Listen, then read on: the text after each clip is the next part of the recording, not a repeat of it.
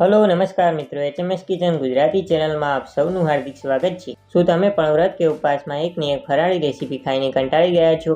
तो मित्रों आज तमारी माटे व्रत के उपवास में खाई शकाय एवा इंस्टंट फराળી दहीवડાની एकदम परफेक्ट रेसिपी शेर करीशुं। अने आ दहीवડાની खास बात ए छे के आपणे तेमां कंई ज पलाळवानी के पछी पीसवानी जरूर नथी અને આપણા દહીંવડા ઇન્સ્ટન્ટ જ બની જાય છે અને તે રૂ જેવા પોચા અને વારંવાર બનાવો એવા ટેસ્ટી બને છે। અને મિત્રો આ દહીંવડા સાથે આપણે તેની ઉપર સર્વ થતી ફરાળી બે ચટણીઓ પણ બનાવીશું, તેનાથી તેનો સ્વાદ ઓર વધી જશે। તો મિત્રો દહીંવડા બનાવવાની પૂરી રીત અને બધી ટિપ્સ આગળ વિડીયોમાં જણાવેલી છે, તો એક રિક્વેસ્ટ કરીશ કે મિત્રો વિડીયોને એન્ડ સુધી જરૂરથી જોજો। તો ચાલો એક સરખા ફરાળથી કંઈક અલગ વ્રત કે ઉપવાસમાં ખાઈ શકાય એવા ઇન્સ્ટન્ટ ફરાળી દહીંવડા બનાવવાનું શરૂ કરીએ। મિત્રો ચેનલ પર નવા હો તો આવી જ બીજી નવી રેસિપી જોવા માટે ચેનલને સબસ્ક્રાઇબ करो અને બાજુમાં આવેલું બેલ આઇકન પ્રેસ કરી ઓલ નોટિફિકેશન પ્રેસ કરો, જેથી અમારી ચેનલ પર મુકાતી નવી રેસિપીનું નોટિફિકેશન તમને સમયસર મળતું રહે। તો હવે સૌથી પહેલા વ્રત કે ઉપવાસમાં ખાઈ શકાય એવા ઇન્સ્ટન્ટ ફરાળી દહીંવડા બનાવવા માટે અહીંયા આપણે એક વાટકી જેટલો સામો લીધેલો છે, જેને મુરૈયો કે પછી ઉપવાસના ચોખા પણ કહેવામાં આવે છે, જે તમને માર્કેટમાં એકદમ સહેલાઈથી મળી જશે। તો હવે આ મુરૈયાને મિત્રો આપણે એક મિક્સર જારની અંદર ઉમેરી દઈએ અને હવે આપણે તેની અંદર લગભગ 2 થી 3 મોટી ચમચી જેટલા સાબુદાણા ઉમેરીશું અને હવે આપણે બધી જ વસ્તુને સારી રીતે ગ્રાઇન્ડ કરી લઈએ। તો મિત્રો આપણે આ સામા અને સાબુદાણાને વધારે સ્મૂથ પણ નહીં અને એકદમ કરકરા પણ નહીં, એટલે કે આપણે જેવું ભાખરીના લોટનું ટેક્સચર હોય ને બિલકુલ એ જ રીતના મિત્રો આપણે તેને ક્રશ કરવાના છે। તો મિત્રો તમે જોઈ શકો છો કે આપણા સામા અને સાબુદાણાનો આ રીતનો સહેજ કરકરો એવો પાવડર બનીને તૈયાર છે। તો હવે આપણે તેને એક મિક્સિંગ બાઉલની અંદર કાઢી લઈએ। તો મિત્રો આપણું આ ફરાળી દહીંવડા માટેનું પ્રીમિક્સ તૈયાર થઈ ગયું છે, જેને તમે કોઈ પણ એક એરટાઇટ કન્ટેનરમાં ભરીને તમે તેને ફ્રીજમાં લગભગ 2 થી 3 મહિના સુધી સ્ટોર કરી શકો છો અને પછી જ્યારે દહીંવડા ખાવાનું મન થાય તો તમે તેને ફટાફટ બનાવી શકો છો।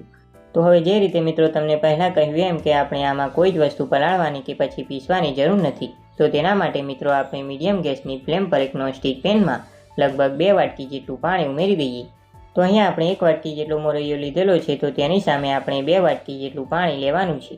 તો હવે મિત્રો આપણે આ પાણીમાં એક ઉભરો આવે ત્યાં સુધી આપણે તેને ગરમ કરવાનું છે, પણ મિત્રો આપણું આ પાણી ઉકળે છે તે પહેલાં આપણે તેની અંદર 1 નાની ચમચી જેટલું જીરું અને 1 નાની ચમચી જેટલું અથવા તો પછી સ્વાદ પ્રમાણે મીઠું ઉમેરીશું અને હવે આપણે તેમાં તીખાશ માટે 1 મોટી ચમચી જેટલી આદુ અને લીલા મરચાંની પેસ્ટ ઉમેરીશું અને આપણા દહીંવડા અંદરથી સોફ્ટ અને રૂ જેવા પોચા બને તેના માટે આપણે તેની અંદર 1 મોટી ચમચી જેટલું તેલ ઉમેરીશું અને હવે બધી જ વસ્તુને સારી રીતે મિક્સ કરી લઈએ અને હવે આપણા પાણીમાં એક ઉભરો આવે ત્યાં સુધી આપણે તેને ઉકળવા દઈએ।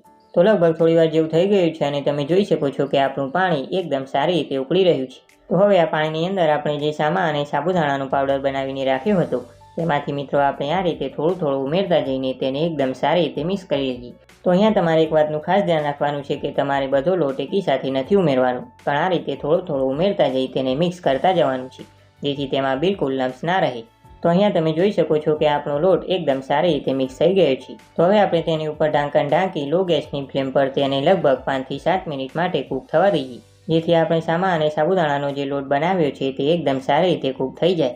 તો હવે આપણું આ મિશ્રણ કૂક થાય છે ત્યાં સુધી આપણે દહીંવડાની ઉપર સર્વ થતી સ્પેશિયલ ફરાળી ગ્રીન ચટણી બનાવી લઈએ।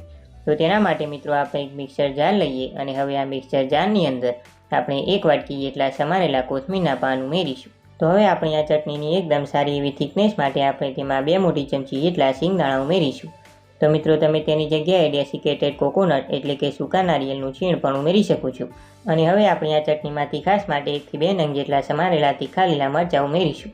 તો અહીંયા મરચાંની તીખાશ તમારી પસંદ પ્રમાણે વધારે કે ઓછી ઉમેરી શકો છો। તો હવે આપણે તેની અંદર 1/4 ટીસ્પૂન જેટલું જીરું અને સ્વાદ પ્રમાણે મીઠું ઉમેરીશું અને આપણી ચટણીનો એકદમ સરસ ખાટો મીઠો ટેસ્ટ આવે તેના માટે તેમાં 1 મોટી ચમચી જેટલી ખાંડ અને 1 મોટી ચમચી જેટલો લીંબુનો રસ ઉમેરીશું અને હવે મિત્રો આપણી આ ચટણીનું ટેક્સચર અને સ્વાદ એકદમ સરસ આવે તેના માટે આપણે તેમાં 1 મોટી ચમચી જેટલું દહીં ઉમેરીશું અને આપણી આ ચટણી પીસાયા પછી પણ તેનો એકદમ સરસ ગ્રીન કલર જળવાઈ રહે તેના માટે આપણે તેમાં 2 થી 3 મોટી ચમચી જેટલું ઠંડુ પાણી ઉમેરીશું અને હવે બધી જ વસ્તુને સારી રીતે ગ્રાઇન્ડ કરી લઈએ।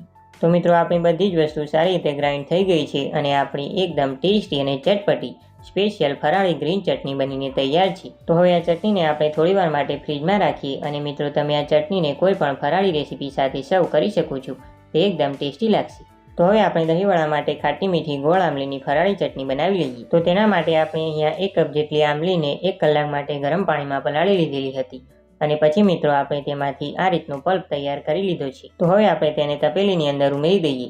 અને હવે આપણે તેમાં 1 વાટકી જેટલો સમારેલો ગોળ લીધો છે. તો હવે આપણે તેને ઉમેરી દઈએ અને હવે આપણે તેની અંદર થોડી બીજી સામગ્રી ઉમેરીએ. તો તેમાં સૌથી પહેલાં અડધી નાની ચમચી જેટલું અથવા તો પછી સ્વાદ પ્રમાણે મીઠું ઉમેરીશું. અને આપણી ચટણીનો કલર એકદમ સરસ આવે તેના માટે તેમાં 1 મોટી ચમચી જેટલું કશ્મીરી લાલ મરચું પાવડર ઉમેરીશું. અને સાથે આપણે તેમાં 1 મોટી ચમચી જેટલી લીલી વરિયાળી ઉમેરી બધી જ વસ્તુને સારી રીતે મિક્સ કરી લઈએ. તો અહીંયા જો તમે વ્રત કે ઉપવાસમાં લીલી વરિયાળી ના ખાતા હોય તો તમે તેને સ્કીપ પણ કરી શકો છો. અને જો તમારે આ ચટણીમાં થોડો કાળા મરીનો પાવડર ઉમેરવો હોય તો તમે ઉમેરી શકો છો. તો હવે આ ચટણીને આપણે ગેસ પર રાખી દઈએ અને હવે તેને મીડિયમ ગેસની ફ્લેમ પર આપણો ગોળ ઓગળે ત્યાં સુધી આપણે તેને ઉકળવા દઈએ. તો આપણી ચટણીને ઉકાળતા 4 થી 5 મિનિટ જેટલો સમય થઈ ગયો છે અને તમે જોઈ શકો છો કે આપણો ગોળ એકદમ સારી રીતે ઓગળી ગયો છે અને આપણી ચટણી પણ થોડી ઠીક થઈ ગઈ છે. મતલબ કે આપણી આ ગોળ આંબલીની ખાટી મીઠી ચટણી બનીને તૈયાર છે. તો હવે આપણે ગેસની ફ્લેમ બંધ કરી આપણે તેને નીચે ઉતારી લઈએ અને આપણી આ ચટણી ઠંડી થશે એટલે હજુ તે થોડી ઠીક થશે. તો અહીંયા મિત્રો આપણી દહીંવડાનો સ્વાદ 100 ગણો વધારતી ગોળ આંબલીની ખાટી મીઠી ફરાળી ચટણી બનીને તૈયાર છે.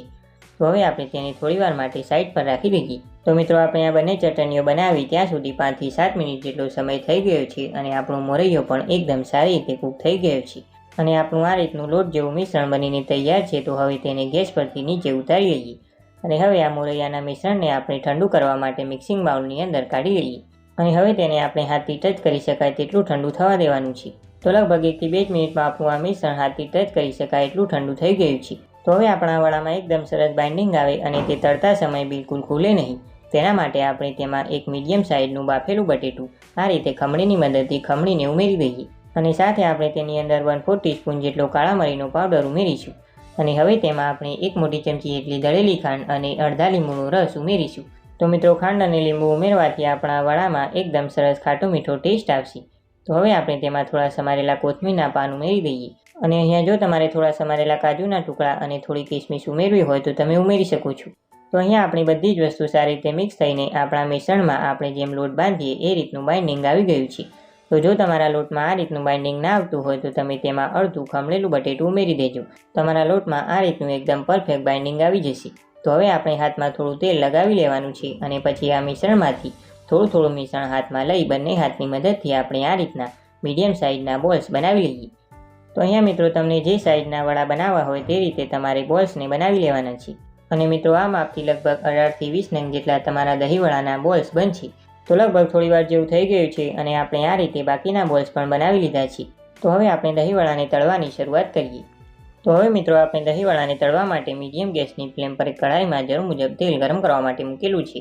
તો આપણું તેલ સારી રીતે ગરમ થાય પછી મિત્રો આપણે તેમાં આ રીતે એક વડાને રાખી દઈએ અને અહીંયા મિત્રો તમારે આ વડાની સાઈડ શરૂઆતમાં ચેન્જ કરવાની ઉતાવળ નથી કરવાની પણ આપણા વડા નીચેની સાઈડથી થોડા તળાઈ જાય ત્યારબાદ આ રીતે જારાની મદદથી તમારે વડાની સાઈડ ચેન્જ કરતા જવાનું છે અને વડાની બંને બાજુ સારી રીતે ગોલ્ડન બ્રાઉન અને ક્રિસ્પી થાય ત્યાં સુધી તમારે તેને તળી લેવાના છે.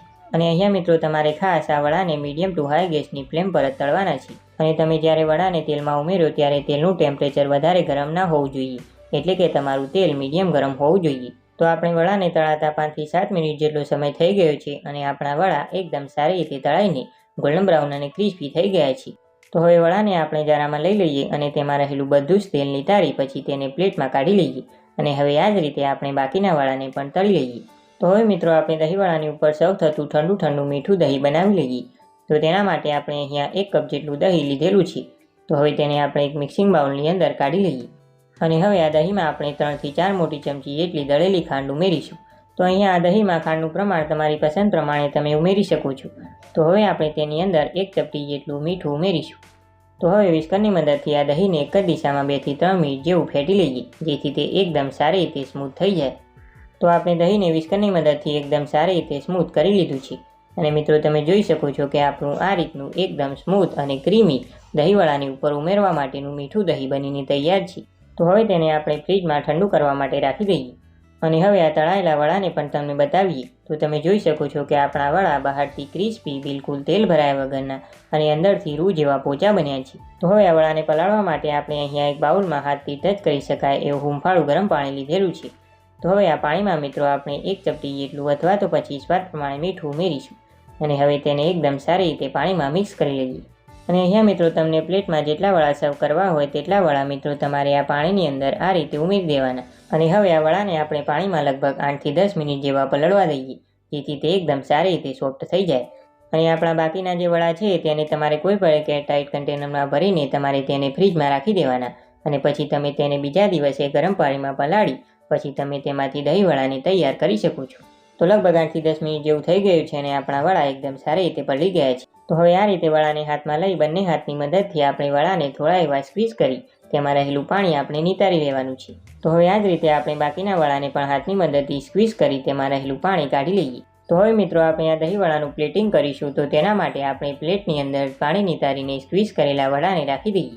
તો હવે આ વડાની ઉપર આપણે એકદમ સરસ ઠંડુ મીઠું દહીં મિત્રો આપણે આ રીતે ચમચાની મદદથી આપણા બધા જ વડાની ઉપર મિત્રો આપણે દહીંને ઉમેરી દઈએ. અને હવે આપણે તેની ઉપર બનાવેલી સ્પેશિયલ ફરાળી ગ્રીન ચટણી મિત્રો આપણે આ રીતે ચમચીની મદદથી એક નાની ચમચી જેટલી અથવા તો પછી તમારી પસંદ પ્રમાણે તમારે ઉમેરી દેવાની. અને હવે આ દહીંવડાનો સ્વાદ 100 ગણો વધારતી આપણી ખાટી મીઠી ગોળ આંબલીની ચટણી મિત્રો તમારી પસંદ પ્રમાણે તમારે 1 થી 2 મોટી ચમચી જેટલી ઉમેરી દેવાની. અને હવે આ દહીંવડાની ઉપર આપણે થોડો શેકેલા જીરાનો પાવડર, થોડો કાળા મરીનો પાવડર અને થોડો લાલ મરચું પાવડર આ રીતે મિત્રો આપણે હાથની મદદથી સ્પ્રિંકલ કરી લઈએ. અને હવે લાસ્ટમાં આપણે તેની ઉપર થોડા સમારેલા કોથમીરના પાન સ્પ્રિંકલ કરી લઈએ. અને અહીંયા જો મિત્રો તમારે આ દહીંવડાની ઉપર થોડા દાડમના દાણા ઉમેરવા હોય તો તમે ઉમેરી શકો છો. અને ચમચીની મદદથી બતાવતા તમે જોઈ શકો છો કે આપણા વડા એકદમ સરસ રૂ જેવા પોચા અને સોફ્ટ બન્યા છે. તો અહીંયા મિત્રો આપણા એક સરખા ફરાળથી કંઈક અલગ વ્રત કે ઉપવાસમાં ખાઈ શકાય એવા ઇન્સ્ટન્ટ ફરાળી દહીંવડા બનીને તૈયાર છે. તો હવે આ દહીંવડાને તમે ઠંડા સર્વ કરો. હું આશા રાખું છું કે મિત્રો તમને આજની અમારી આ રેસીપી પસંદ આવી હશે. જો મિત્રો તમને આ રેસીપી પસંદ આવી હોય અને ખરેખર ઉપયોગી લાગી હોય તો મિત્રો વિડીયોને એક લાઇક આપી તેને વધુમાં વધુ શેર કરજો. સાથે જ અમારી યુટ્યુબ ચેનલને સબસ્ક્રાઇબ કરી બાજુમાં આપેલું બેલ આઇકન પ્રેસ કરી ઓલ નોટિફિકેશન પર ક્લિક કરજો, જેથી આવી જ બીજી નવી રેસીપીના નોટિફિકેશન તમને સમયસર મળતા રહે. અને મિત્રો તમને આ વ્રત કે ઉપવાસમાં ખાઈ શકાય એવા ફરાળી દહીંવડાની રેસીપી કેવી લાગી તેમને નીચે કમેન્ટ બોક્સમાં જરૂરથી જણાવજો. તો આપણે ફરી મળીશું એક નવી રેસીપી સાથે.